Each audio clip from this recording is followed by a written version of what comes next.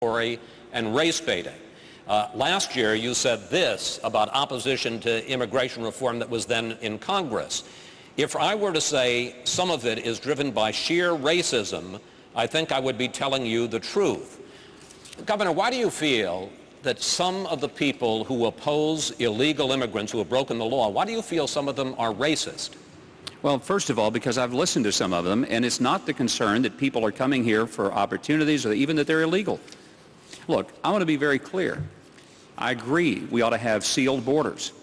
People in this country are essentially good folks. They're not angry at immigrants who want to come here for the same reason that our ancestors came. But they're angry at a government that has completely ignored borders and allowed this problem to fester to the point that it's now overrunning us in a position that people don't even understand how to fix it.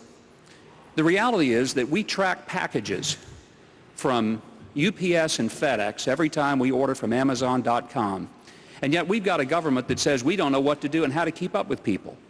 If necessary, we ought to outsource this whole issue to FedEx and UPS. They seem to have a better way of keeping up with packages than our government does with people. But I want to be clear, if someone is looking for a president who is going to have a mean spirit toward other human beings, I'm not their guy. I'll fix the borders, I'll secure them, but what I won't do is to do it because I'm angry at them for wanting to come here for the same reason that the rest of us love America.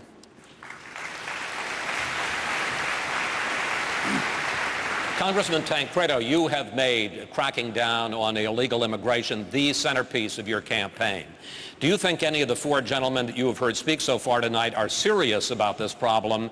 And do you agree with Governor Huckabee that some of the people who oppose the illegals are in fact mean-spirited and racist? You know, I listened to my colleagues up here talk about this, and I listened to the questions that are finally being asked about this and the answers that are finally being given on this issue that happens to be one of the most serious domestic problems that we face in America. And for, of course, how many months did my colleagues up here stay silent or were on the other side of it? You wonder why people in the United States are cynical about politics and politicians. It just could be that when the wind is blowing in one direction, and that is, you know, we're not going to say anything about illegal immigration, we will be silent on the issue. But when it sounds like the people are getting uptight about this and we can make hay out of it, we're all going to be the strongest supporters of secure borders that you ever saw in your life.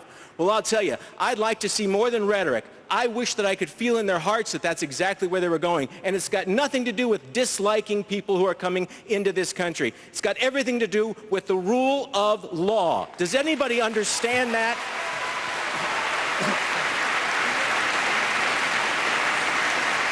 Congressman Hunter, I have a question for you from one of our viewers. Pat Scott from Leander, Texas asks, what are you going to do as the next president to start and complete the border fence from California to Texas? Now, I know that your idea is to complete 854 miles of fence from California all the way to Texas along our southern border. But top Texas officials now say that doing so would infringe on the property rights of some of the ranchers and farmers in that area. And they also say trying to maintain a fence in open desert would be impractical. So what do you say to those top Texas officials as well as to Pat Scott? Here's what we tell them, Chris. It's the law. And you know, I built that border fence in San Diego, and it's really two fences. It's a double fence, and incidentally, since this is Fox, it's not that scraggly little fence that they keep showing on CNN with people hopping over it. If you get over my fence, we sign you up for the Olympics immediately.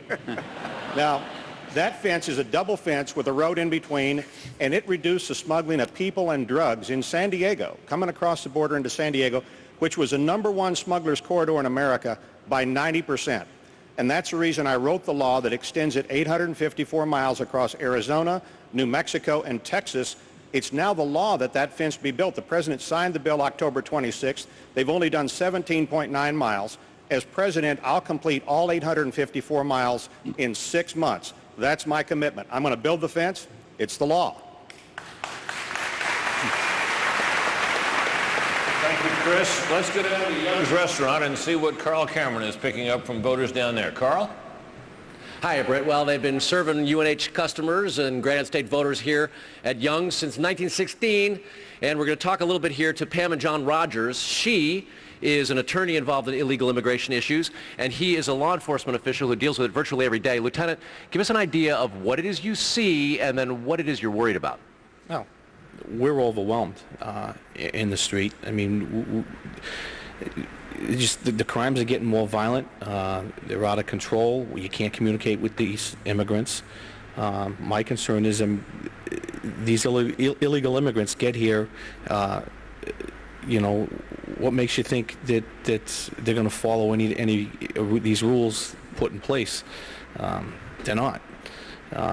You can build all the fences you want.